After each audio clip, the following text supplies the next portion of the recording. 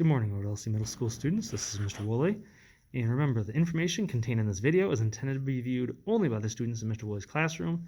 By watching the video, you agree that you will not record or share the video with anyone who's not a student in Mr. Woolley's classroom. All right, welcome back to Lesson 2, you guys. Lesson 2 is about generating equivalent expressions, and then we can actually solve the expressions, evaluate them, as they may say. And we'll continue on Lesson 2, and we'll get into some multiplication first here. What they want us to do is kind of simplify this, get it in a standard form, and then evaluate it for x equals 1/4. So it's -3 times 8 times x is already in the parentheses. I can at least multiply the -3 times the +8, and I get -24 times x. That's as far as I can go with that. Now what I need to do, -24 times whatever x is. Well, x is supposed to be 1/4. So -24, put a 1 under it, times 1/4. All right, and I can actually cross cancel here. I can take 24 and 4, divide them both by 4. I get down to a 6 and a 1. And then I get 6 times 1 is 6. 1 times 1 is 1. So 6 over 1 is just 6, obviously. And then negative times a positive gave me a negative, so -6. So you don't have to cross cancel, but then you get -24 over 4, which you divide to get -6 as well. All right, next up. We have in part B, 5 times k times -7. Remember that little hovering dot means multiplication. Well, I can't do much about that k, but I can take 5 times a -7 and get -35 times k. So it's just -35k. That's as far as I can go. And k is supposed to be 3/5. So -35 times 3/5. So put -35 over 1 times 3/5. I can cross cancel with that. 35 and 5, divide them both by 5. I get down to a 1 and a 7. And I get -21 over 1, which is just -21. On D, I got a couple different chunks here. I have -24x. And then I'm supposed to add 6 times 4x, which is a +24x. So -24 and a +24 of the x's actually give me 0 of the x's. And of course, if x is supposed to be 2 right here, 0 times 2 is just 0. I'm all done. All finished. All right, how does this work when it comes to some division? All right, now 8x divided by 2.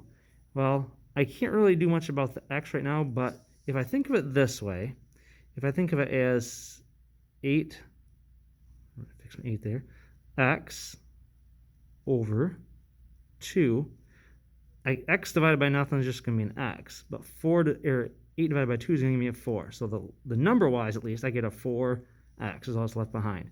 Now, if x is supposed to be a -1/4, I'm going to take 4 times a -1/4. So 4 over 1 times -1 over 4. Cross cancel with both of them. I get down to a 1 and a 1. And I get 1s across the top, 1s across the bottom. So it's just going to be a 1. And remember, a positive times a negative is a negative answer. All right. 25r divided by 5r. Well, as I put 25r over 5r, think of it like a fraction format, the r's divide each other out. They're gone. You eliminate them. You're left with 25 divided by 5, and you're left with just 5. I can't even evaluate for r equals -2 because technically the r's divided themselves out of the problem. They eliminated each other. 56k divided by 2k. And I'm supposed to solve it for k equals 3 at the end. Well, 56k divided by 2k. Once again, k divided by k is just 1 itself. And then I get 56 divided by 2 is 28. So the k's eliminated each other. I never even had to evaluate that k equals 3 because the k's were gone by the time I got to them. So there we go. All right. Now, my big piece of advice for these kind of problems is set up what you're doing. All right, they're going to give you a sentence here. Set it up like they need to, whether it's adding or subtracting. So you got to set them up carefully, especially in the subtraction. Now here on A, it says find the sum of -3x and 8x. So it means I take this number plus this number because it's a sum. -3x plus 8x, well, -3 plus 8 is a +5 of the x's. This is called collecting like terms. For C, find the difference when 6h is subtracted from 2h minus 4. So this has to be taken away from that. So this is what has to go first, the 2h minus 4. Then I can take away the 6h. Well, if I have 2 of the h's minus 6 of the h's, leaves me with -4 of the h's. I can only deal with h's first.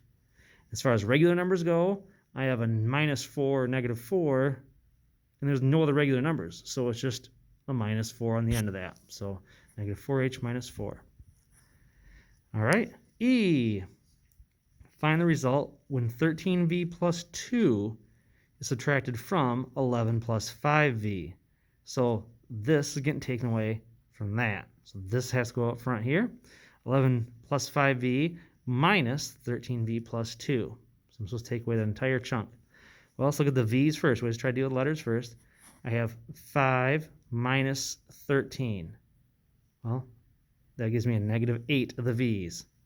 Regular numbers, 11 minus 2. 11 minus 2 is a +9, so plus 9. So -8v plus 9. And notice how on this set, they didn't tell me to evaluate anything. They didn't tell me what x was or what h was or what v was. So I just have to leave it like that. Remember, put the letters first. That's our proper format. All right, let's take a look at one more problem here. Number 7. It says the area of the pictured rectangle below is 24b square feet. Remember, area is always going to have a squared label because it's a square amount of feet, inches, yards, whatever. And its width is 2b feet. Find the height of the rectangle and name any properties used with the appropriate step. Now, to find the area of a rectangle, it's length times width, or some people call it base times height, but since they refer to as width here, we're going to go length and width.